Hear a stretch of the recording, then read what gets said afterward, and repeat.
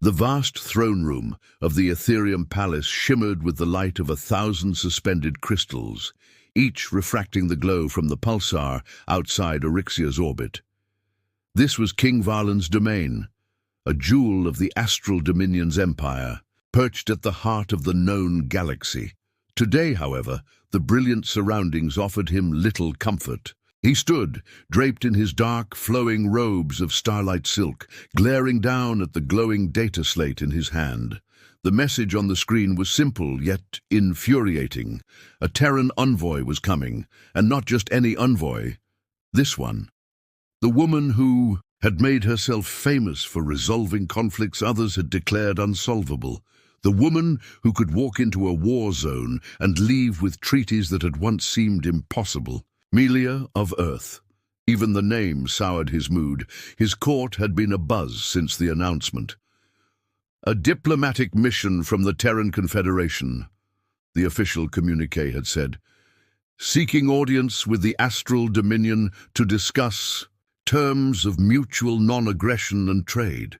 A few of his counselors had dared to suggest that this could be an opportunity, a chance to stabilize the Rim, a means to secure Dominion control over trade routes without the expense of Va. But Varlan dismissed such notions as cowardice. The Rimworld alliance was ripe for conquest. A treaty now would only slow his momentum. And this woman, this Melia, was a known meddler. Every piece of intelligence he had gathered told the same story. Wherever she went, she disrupted long-laid plans, toppling power structures with words as sharp as blades. The thought of someone undermining his carefully calculated ambitions was intolerable. The Rimworlds were to be his crowning achievement, the campaign that would secure his legacy as more than just another warlord king. If the Terrans thought he would bow to their ambassador's charm and diplomacy, they were mistaken. Varlan was not a king to be swayed by sweet words and treaties. He built his empire with force, with the cold precision of a man who knew when to strike and when to destroy his enemies before they could become a threat. As the gathered courtiers debated amongst themselves, Varlan raised a hand, silencing the room. "Enough!" he said, his voice low but commanding. "This envoy from the Confederation arrives in 3 days. She will land, she will say her piece, and she will be dealt with." There was a murmur of confusion from the assembled council. "Dealt with?" ventured one of his advisers, an older man whose silver-plated armor glinted in the pulsar's light. "You mean to refuse her terms outright?" Varlan's sharp gaze snapped to the advisor. "I mean to ensure that she does not leave Eryxia alive." A stunned silence fell over the throne room. The courtiers exchanged uneasy glances. It was no secret that the king had a ruthless streak, but targeting a Terran diplomat, one operating under a formal banner of peace, was a dangerous proposition. Still, none dared to challenge his command. "She's an obstacle," Varlan continued, his tone cold. "Nothing more. A Terran pawn sent to destabilize our position. Her reputation precedes her, yes, but that only means she's more dangerous if allowed to linger. The moment her ship lands, I want preparations made. She'll attend her meetings, she'll think herself safe, and then she'll be gone, quietly, permanently." Another of his advisers, a younger woman in a dark military uniform, hesitated before speaking. "Your Majesty, if I may—" "You may not," Varlan cut her off. "I've made my decision." The young advisor pressed her lips together and lowered her gaze. The king's word was final. In the silence that followed, the weight of the order settled over the room. No one spoke against it, though unease lingered in their eyes. The king had set his course, and now they would carry it out. Varlan stepped away from his throne, descending the black crystal stairs that led to the central dais. As he passed his assembled court, they fell into silent formation behind him, their muted footsteps echoing through the grand hall. Only the sound of his robes brushing the floor accompanied the group as they made their way toward the royal command chamber. There, in the privacy of his inner sanctum, Varlin finally allowed a shadow of a smile to creep onto his face. He was confident, certain. Melia of Earth was a mere diplomat, nothing more.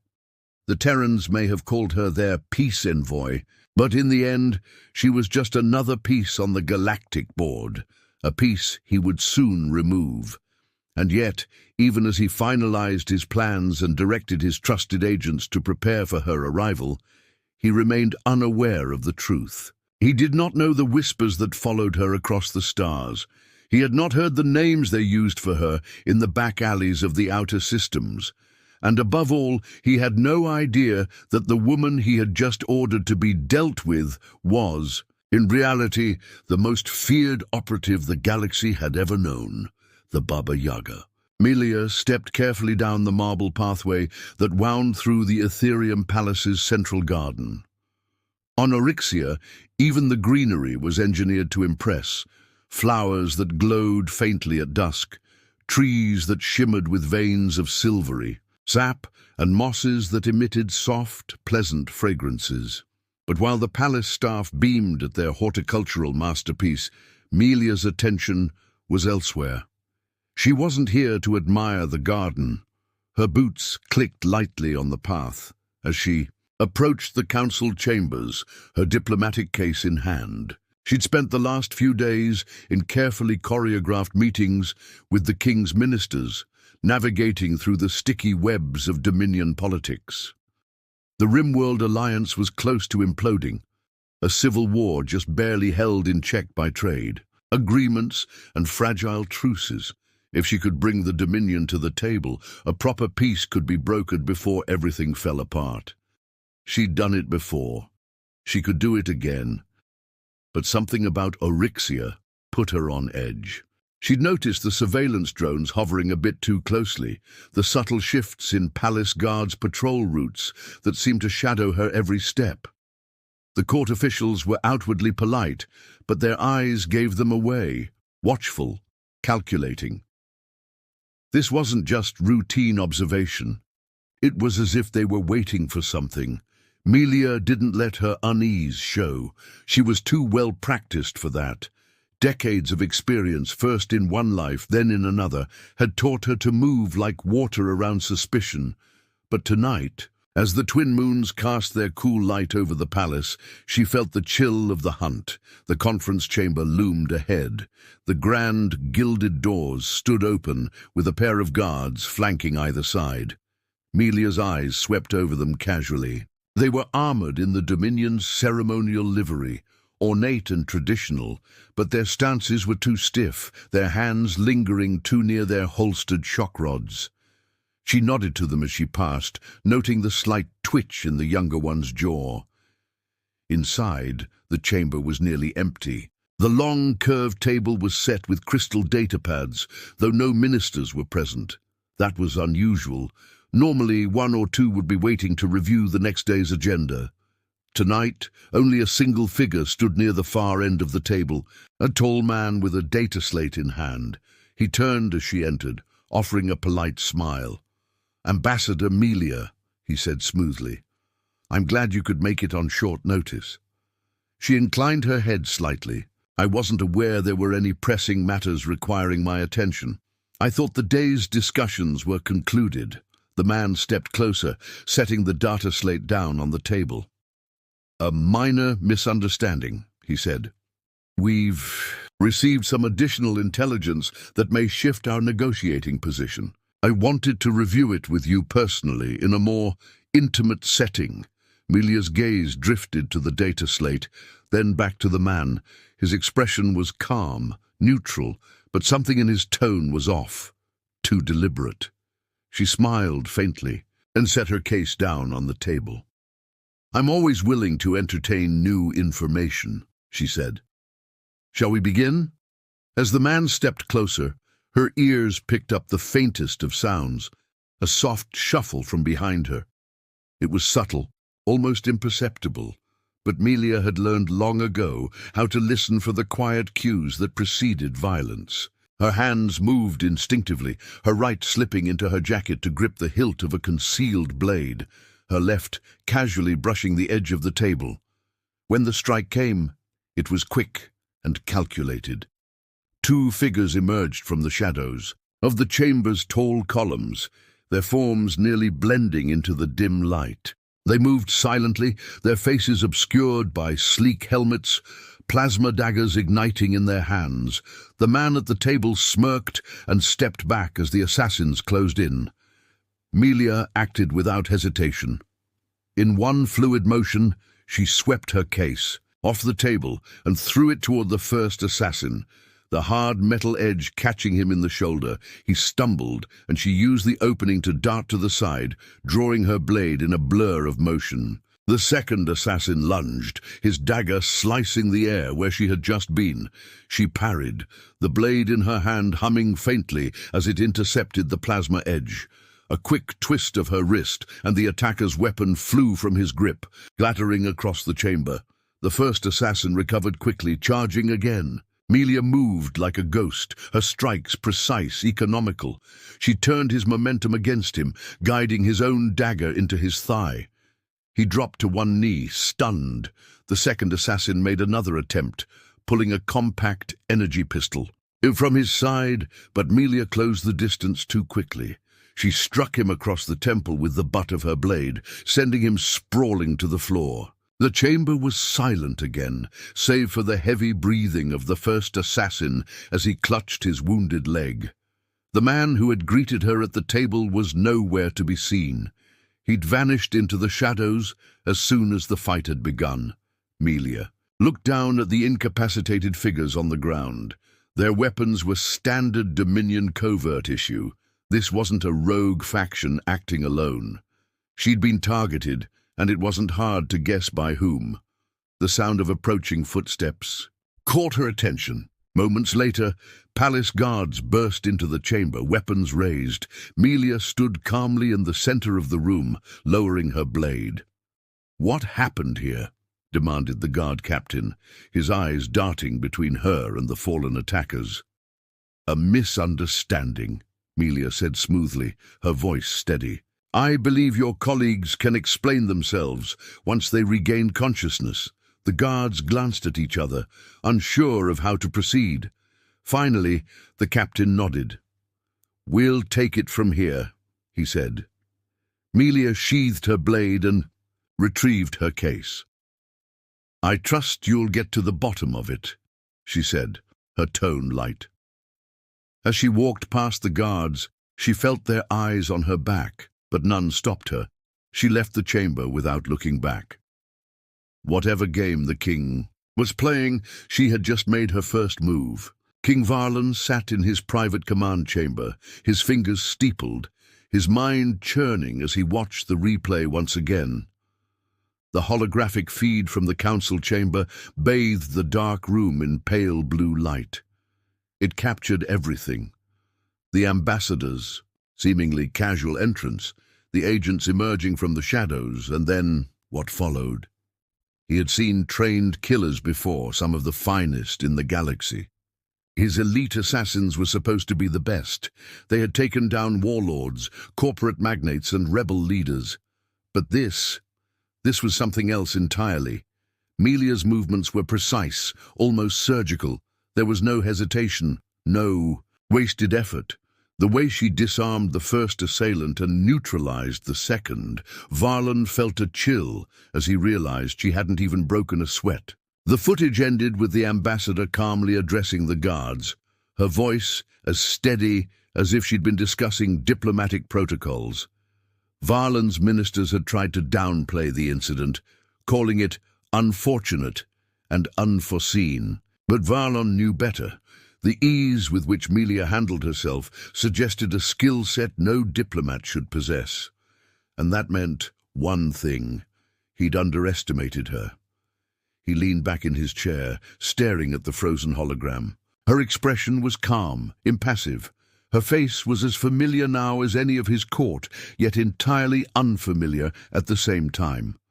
Who was this woman? Whispers came to him, unbidden, dredged from the murky corners of his memory. Old stories, tales, passed between smugglers, mercenaries, and bounty hunters, a name spoken with hushed reverence. Baba Yaga. The legend had circulated for years. Supposedly, the Baba Yaga was more than just a master assassin. She was a ghost, a spectre of death. No one knew her true identity, and most dismissed her as a myth, a campfire tale to keep criminals on edge. But the details were eerily similar. A lone figure who could dismantle entire operations, slipping into the most secure facilities and leaving behind only silence. Some said she retired long ago, others claimed she had never existed in the first place. And yet, as Varlon sat there, he couldn't ignore the evidence before him. The precision, the composure, it all fit. But how? The Baba Yaga was supposed to be a phantom from the past, a boogeyman from another time. How could she be standing in his court now, dressed as a Terran diplomat? He tapped a control on his desk, and the hologram dissolved. The dim chamber fell silent. Varlan's mind raced. If she truly was the Baba Yaga, he couldn't risk confronting her directly. But if she wasn't, if this was just some highly trained operative, he couldn't let her act unchecked. His lips pressed into a thin line as he made his decision. The next day, Melia met with the ministers again, presenting her latest proposal. She spoke with calm authority, her arguments so logical and persuasive that even the most skeptical members of Varlon's court found themselves nodding along. Varlon was present, but he spoke little. He listened intently, his sharp eyes never leaving her. When the session concluded, he requested a private audience. The court members filed out, leaving the two of them alone in the opulent chamber. Melia stood before the massive glass windows overlooking Oryxia's skyline, her silhouette outlined by the glow of the planet's twin suns. "Your Majesty," she said, her voice polite but not deferential. "What may I assist you with?" Varlon rose from his seat. "I must admit, Ambassador, you are unlike any diplomat I've encountered. Your reputation does not do you justice." "I'm flattered," Melia replied smoothly. Varlon approached, his hands clasped behind his back. "You seem to anticipate every move we might make. You understand the intricacies of our politics better than some of my most seasoned advisors. It's impressive, almost unnatural." Melia turned to face him, her expression unreadable. "Preparation is a cornerstone of diplomacy. I make it my business to understand those I negotiate with." "Of course," Varlon said, his voice carrying a note of skepticism. "But it's more than that, isn't it? You see things others do not. You act decisively when others hesitate. I wonder, Ambassador, what did you do before you took up diplomacy?" She smiled faintly. "A little bit of everything, I suppose. You could say I've had a varied career." "Indeed," he said. "I've heard rumors about you, you know. Tales that suggest you were once something else." Melia's smile didn't waver, but her eyes sharpened. "There are always stories. People love to embellish the truth." "Perhaps," Varlon said, studying her closely. "But if there is any truth to those stories, then I must reconsider how we proceed. A treaty, after all, is built on trust." She stepped closer, her gaze steady and unyielding. "Trust is earned, Your Majesty, and I have given you no reason to doubt my intentions." Varlon nodded slowly, though his mind was far from settled. "Of course," he said, "we shall continue our discussions, but I suggest we tread carefully, Ambassador, for both our sakes." Melia inclined her head slightly. A wise approach. As she left the chamber, Varlon watched her go, his mind still racing. If she truly was who he suspected, if she was the Baba Yaga, then he had to find a way to neutralize her. But how do you kill a ghost? The night sky above Oryxia glittered like a jeweled cloak. Within the palace walls, however, the air was heavy with tension. Varlan sat on his ornate throne, his advisors clustered nervously at the foot of the dais. They whispered anxiously among themselves, casting uneasy glances at the door. The king, for once, said nothing. He stared into the middle distance, his mind consumed by the spectre of the woman who called herself a diplomat. A message had arrived mere hours earlier, a formal, Terran communique. Melia of Earth had called for an emergency meeting, one last session to finalize her treaty proposal. Varlan had agreed, but not because he intended to sign. No, he had other plans. Plans he was certain would end the ordeal that had been haunting him since her arrival. In the Arboretum, a sprawling biodomed garden where countless rulers had strolled in peace, Varlan's elite guards awaited her. They were not the ceremonial troops who had failed before. These were hand-picked enforcers, augmented and battle-tested in the brutal campaigns of the Rim. They were stationed at every entrance, every path, their orders simple and absolute. The Terran ambassador was not to leave the Arboretum alive. Varlan had considered many options. A public execution would have sparked outrage, while a staged accident would have looked suspicious given her reputation. This, however, would be clean, quiet, a single squad, no witnesses. Once she was gone, he could feign ignorance, blame rogue actors, or simply move on to his campaign without her interference. He nodded to his advisors. "It is time," he said. The guards ushered him toward the Arboretum, where he would personally oversee the final moments of Melia's life. Not directly, of course, but close enough to ensure the plan unfolded as intended. He would stand in the observation gallery above, where he could see her last breath, but remain safely out of reach. Melia entered the Arboretum at the appointed time, her expression calm. She carried no weapons, wore no armor, nothing to suggest she expected trouble. Her formal diplomatic uniform, all crisp lines and muted insignias, bore not a single wrinkle. Her steps were measured, unhurried, as she crossed the garden's main walkway. The guards closed in behind her, their movements silent and synchronized. They encircled her gradually, their weapons drawn but held low, awaiting the signal to strike. From the observation gallery above, Varlan watched intently. His hands gripped the railing, his breath shallow. Soon it would be over, but as the guards took their positions, something changed. Melia stopped walking. She turned slowly, her eyes scanning the shadows.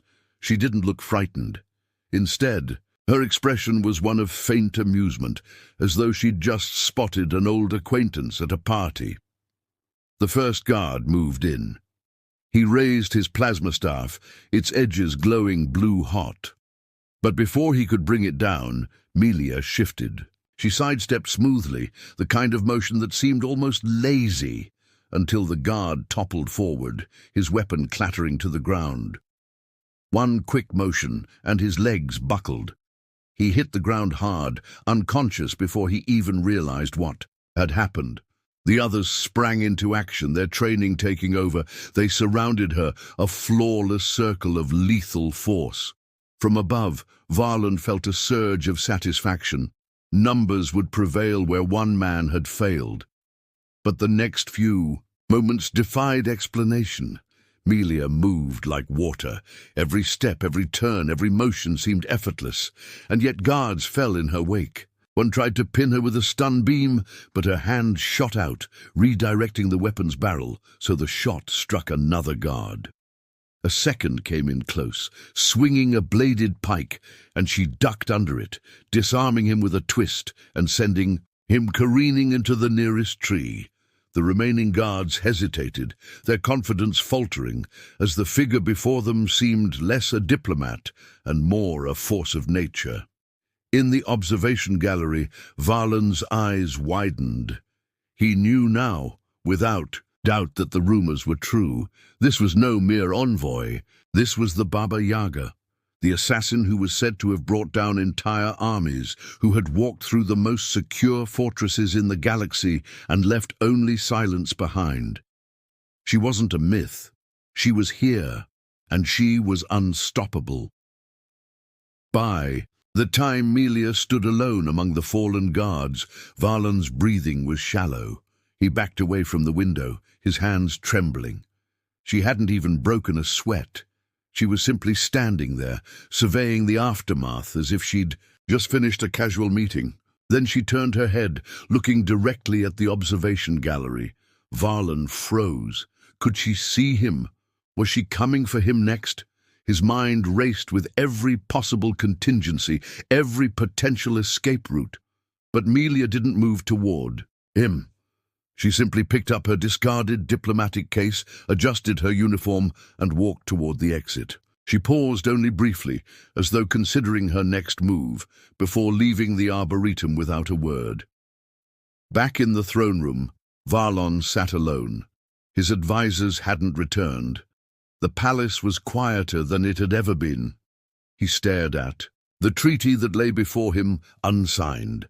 The terms were still the same, but everything else had changed. He could not kill her. That much was clear. He could not intimidate her. He could not outmaneuver her. All that remained was fear, his own fear, and the knowledge that she could have done much more than eliminate a handful of guards. She could have ended him, ended his rule, ended the Dominion itself. Instead, she had walked away. The treaty would never be signed. Varlan would never agree to Terran terms. But he also would never challenge them again, not while she was out there, not while the Baba Yaga was watching. Tasks.